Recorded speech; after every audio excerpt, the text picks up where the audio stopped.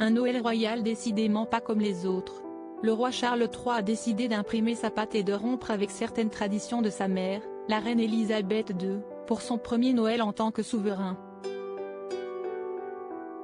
Nul ne sait encore à quel point les festivités royales vont changer.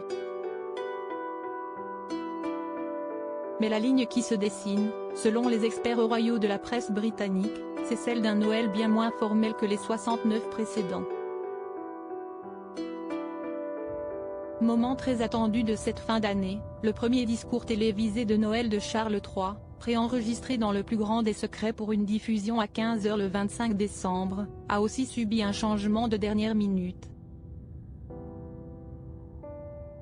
Selon The Sun, l'équipe d'ITV supposée filmer le discours du roi a été écartée quasiment au dernier moment et la BBC a été appelée en urgence pour la remplacer. Pour quelle raison? Ni ITV, ni la BBC, ni Buckingham Palace n'ont donné d'explication. Mais ce qui est certain, c'est qu'ITV avait bien en charge la captation du discours et que tout a changé subitement. D'ordinaire, seuls la BBC, ITV et Sky sont accrédités pour filmer les discours du souverain britannique. Une équipe restreinte de journalistes est invitée au château de Windsor selon un système de rotation, qui n'est censé changer que tous les 2 ans.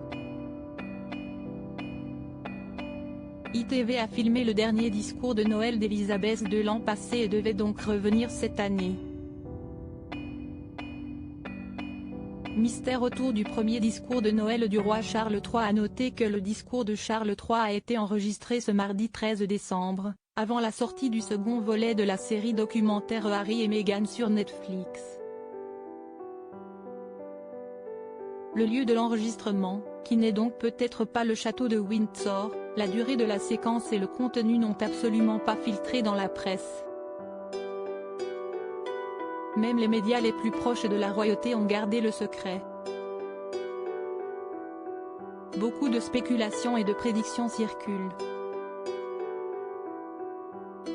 Selon certaines indiscrétions, le roi Charles III devrait profiter de cette occasion pour rendre un nouvel hommage à sa mère mais aussi galvaniser le peuple, en tentant de redonner confiance en l'avenir malgré la forte inflation qui rend le quotidien des Britanniques très difficile.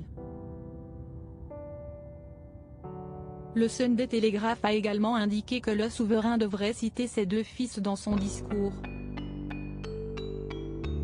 Pour rappel, lors de son premier discours de roi, Charles III avait bien évoqué Harry et Meghan. « Je voudrais aussi exprimer mon amour à Harry et Meghan, qui continuent de construire leur vie à l'étranger. » Article écrit en collaboration avec 6 médias Crédit Photo, Backgrid UK.